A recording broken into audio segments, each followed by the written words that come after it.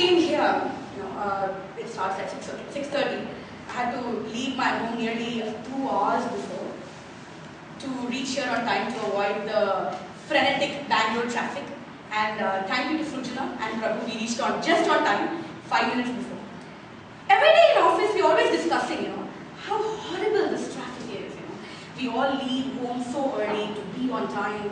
How horrible the traffic is.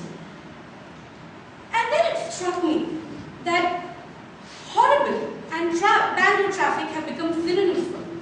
I just use horrible, oh yeah, Bangalore traffic is so horrible. It's just so horrible. But there are things which I overlook, some minor things which I overlook. I am stuck in the traffic sometimes, 30 minutes at one signal. This bus won't move. I'm stuck at the signal, surrounded by 50 strangers in this bus. And I have the pleasure of being lost in my own thoughts. I can reflect on my life. Those 30 minutes, I think, what am I going to do today? What am I going to do at office? I didn't call a friend, let's call her tomorrow. Let's pick up the laundry tonight. I'm able to reflect on life. I'm able to make a small mental note. Another day, I left for office a little early. I had work. So I look out of the windows of this bus and I see a beautiful, big orange ball. Beautiful orange ball. Just rising out of the horizon. And I was totally awestruck. I've never seen something like that. I've never got up that early to see the sun rising actually. But then it struck me that I was not giving myself the freedom of enjoying all these experiences because I was putting a label to the Bangalore traffic. I was putting Bangalore traffic into a box. Horrible. It's just horrible. And I was showing the box to everyone. How horrible this traffic can be actually. And in the process, I couldn't experience the simple joys and pleasures. Another example. It's a hot summer day. And, you all are like, oh my God, it's so hot. It's so hot. What, if the AC is not working? How am I going to survive? How am I going to survive? I'm losing my mind in this heat. But you will appreciate the fact that you're energetic. The sun makes you feel warm. You have warmth of the sun on your skin. You will appreciate that. You will see that the day is longer than it used to be. No, because this day, the hot day, especially if you're a Toastmaster, I think most Toastmasters, you must observe, if it's a hot day, you would have used the word hot or heat at least 50 times a day. Yeah. Note, whoever is our counter, unnecessary words, hot or heat being used 50 times a day. Because we don't want to know anything good about the day. We're labeling everything we see. And the problem becomes grave when we start labeling people, when we start putting people into boxes. I sound crazy. How can you put people into boxes? It sounds so crazy. We really can't put people into boxes, can we? But just bear with me, I'll give you an example. There's this colleague of mine. She goes home and she's dead tired. She tells her small son, look, I'm really tired today. Let's do a role reversal. Instead of me making some food for you or making milk for you, why don't you make tea for your mom? Her son says, Mom, when I grow up, I'm going to be a dad. I'm not going to be a mom. So why should I make tea? So you see, and I'm not going to be biased even though it's Women's Day special, I'm not going to be biased. I can say that irrespective of your gender, your race, your religion, you're never free from the torture of being labeled. Okay, talking about the opposite gender, where men get labeled. A week ago, my sister found this she just spotted a mouse near the television set. She's like, ah! There's a mouse! She texted my mom, there's a mouse! And then my mom's like, okay, let's wake up father now. Like, Papa, wake up! And father's like, what happened? Like, there's a mouse in the hall. He's like, yes, so what do you expect me to do? You are the head of the family. You are the man in the house. Go tackle that mouse. And then my father's like, okay.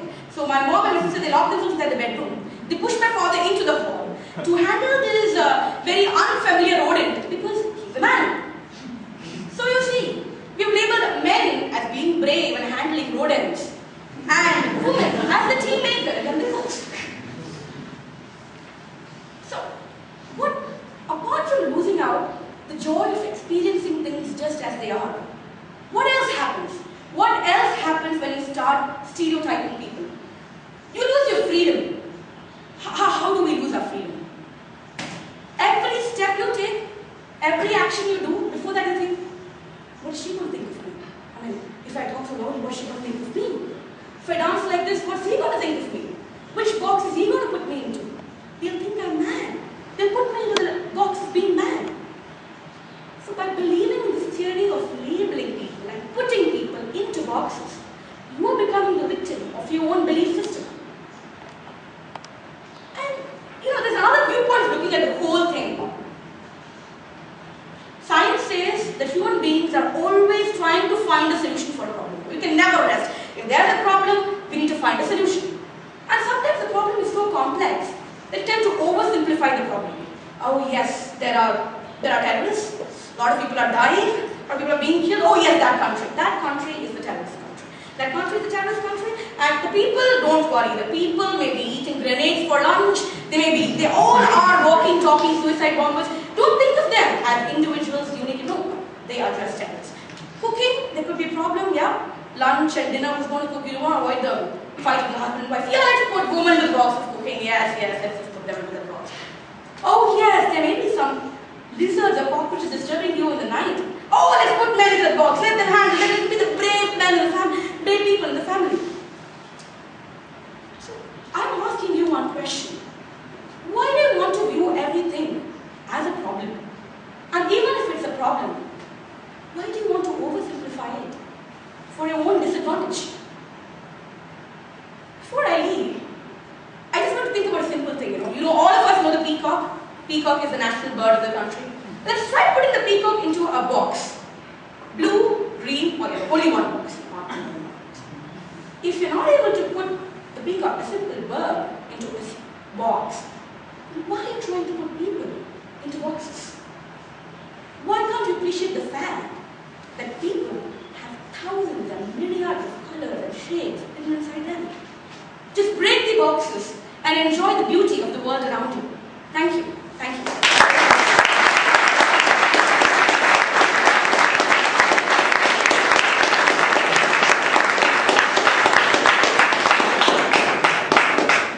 Thank you, Gayatri, for showing us the whole new perspective of how to break the boxes. The next speaker for today is attending her project too.